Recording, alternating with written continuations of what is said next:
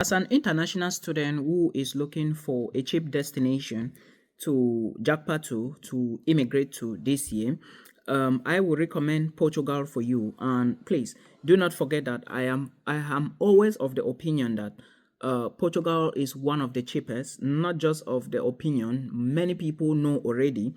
Looking at it now, if you look at all the countries in Europe, you will notice that, of course, there are some countries which are a bit cheaper in terms of tuition fee, but Portugal is somehow flexible. Therefore, I have two universities for you guys today that are open. And please, I want you to take a look at their websites properly, then you drop your application. Before you even do this, I want you also to listen to me keenly so you actually understand why I actually decided to bring these two universities here. My English may not be perfect. Do not worry about that. The goal is for you to get the material. First thing first, let's begin.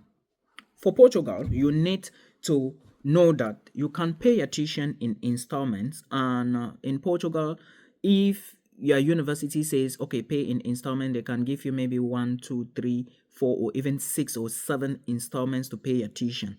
That is already an advantage for those who do not have enough money or too much money, because I see many of my people saying that, oh, Milton, we do not have so much money to pay. And I think that this is the time for you to actually consider Portugal and look at this first university. Before I even talk about the universities you should apply to, please, I also want you to know that Portugal will ask you for application fee payment, and I don't know which of them have the highest, but Portuguese universities do not charge too much money for application fee payment. University of Evora, which is the first university on our list, is not that university that is very expensive. But understand that among this university and the University of Lisbon, which are the two I want to talk about now, you are going to find programs that cost maybe 1,005. Also understand that you do not need IELTS.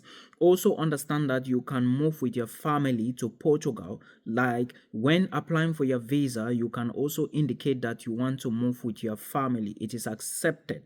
Now, this is to those of you who have been asking me, hey Milton, I want to move with my family. We do not have enough money to move to Finland, Sweden, and the rest.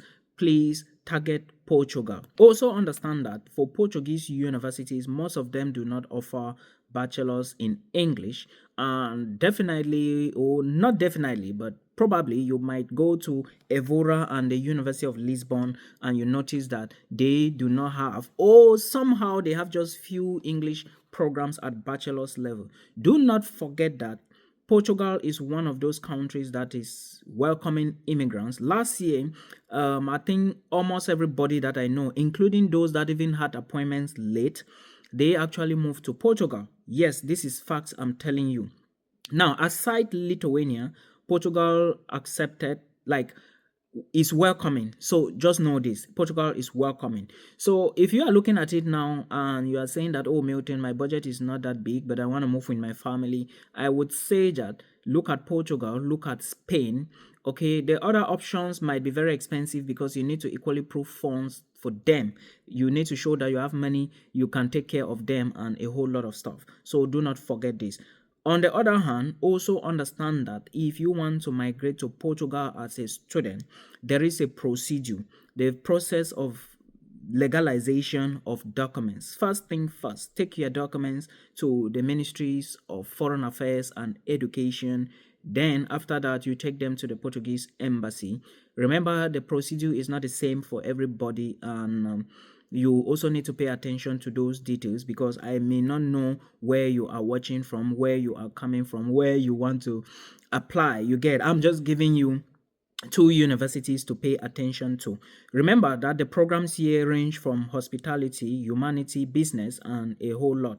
And in this case, you might just want to check which of the universities offer what you are really looking at.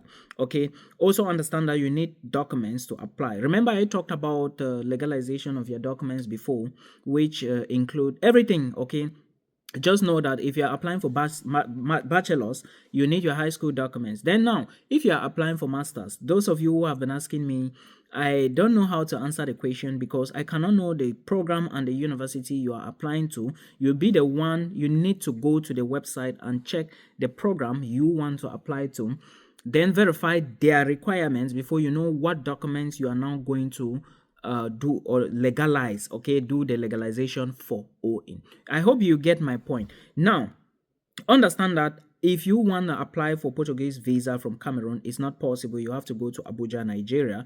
And for Cameroonians, you can simply just do your legalization at the, call it, is it External Relation or High Commission, something like that. The Cameroon head office is there. So the ambassadors and the rest, they can do that process for you. So just verify it is in Abuja. And do not forget that Portuguese universities, some of them will ask you for motivation letter and CVs.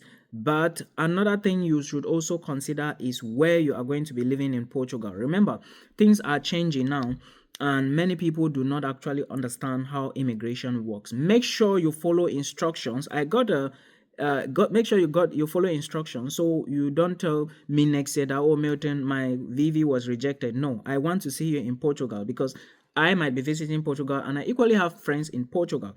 I received a message today of someone saying the visa was rejected because he didn't do notification for one of these countries. Yeah. Now, that is pure negligence because I have said many times, if you do not understand the process, book a call with me, then I guide you throughout the process so you actually understand. I will call you, then explain to you, you ask your questions step by step, then I explain to you and you will be okay. You now go and do your application, but it must not be me. You can go to other people, okay? So this is what you need to know. Also understand that Portugal, Austria, Slovakia, Bulgaria, they do not have the same procedure for this legalization. Some you have to do translation, some you have to do notification. Spain, you are doing translation also. Then for Slovakia, you are doing notification. Please, if you are that student or prospective international student and you are applying for universities abroad, please make sure you put in for many applications. Okay, it's very important to apply for many schools or maybe three, yeah, something like that. But remember that it's not going to be easy. You are not the only one applying for these schools. You are not the only one who wants to japa abroad. Okay, so you should know that it is competitive. Now, I am saying this because someone told me yesterday that her application was rejected. I think I received 2 messages. Yeah. If your application is rejected, do not give up. It is part of the process and you need to understand how these things work. Now, you now understand why I always emphasize on the fact that you need to drop 2 or more applications. In case one is rejected, the other one will accept you. Now, let's go back to the issue of the Netherlands. Many people want to move to the Netherlands and they are complaining of budget. You cannot force it like that. If your budget is not enough, sit down again and talk with your parents or sit down again and do some calculations. Or you talk with your partner because the Netherlands is expensive. It is a good country, but it is so expensive. And again, you are going to be doing blocks account. You are not going to be doing maybe bank statement or something. Yeah, though there are some schools here where you can do bank statement, I guess. Someone told me, but I'm not certain. I haven't really checked.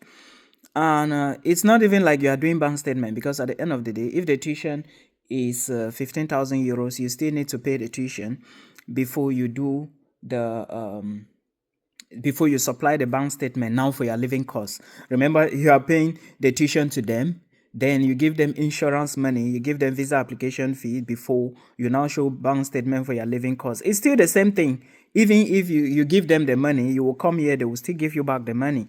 So this is how it works. And again, those who are asking me about PMAN, for how long does it take to get PMAN in the Netherlands? It takes 5 years and the Dutch language is required.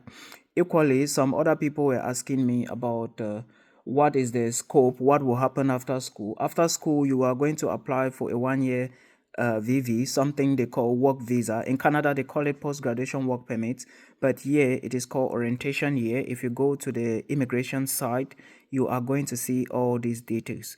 Okay, so that 1 year before you graduate, make sure you apply for it and tell the government you want to stay back and look for a job. Now, yeah, that's what you are going to tell them. And then they will give it to you. You have 1 year to find a job that can sponsor you to stay here further. Now, when you get a job and the employer signs a contract to you, the contract now will permit you stay here for maybe 3 years, 4 years, or maybe 5 years. After that time, you can now apply for your VV. By then, you should have learned the Dutch language. So it is what it is. So this is what you need to know. And I think I've responded to the questions. Let me see. Yeah, these are the questions that some people ask me. Again, I cannot respond to everybody. I can't attend to everybody. I'm also busy with my own things. Life is not the way you guys think. It is very difficult, but we keep trying. I have said many times that if you want to apply for a visa and you do not know where to go, the material you need, the information you need, book a call. You must not book with me. Go to people you think are knowledgeable about the process. I'm saying this because someone wrote a message to me that the visa was rejected for Slovakia because he didn't do nostrification. Imagine you finish everything, put in for visa, and your visa is rejected. That is what I termed, again, if I say it now, people will say, oh, Milton is doing this and that. But that's pure, you didn't pay attention to details. Yeah. So again, please make sure you find out. Information is key. I keep saying this thing. Information is key.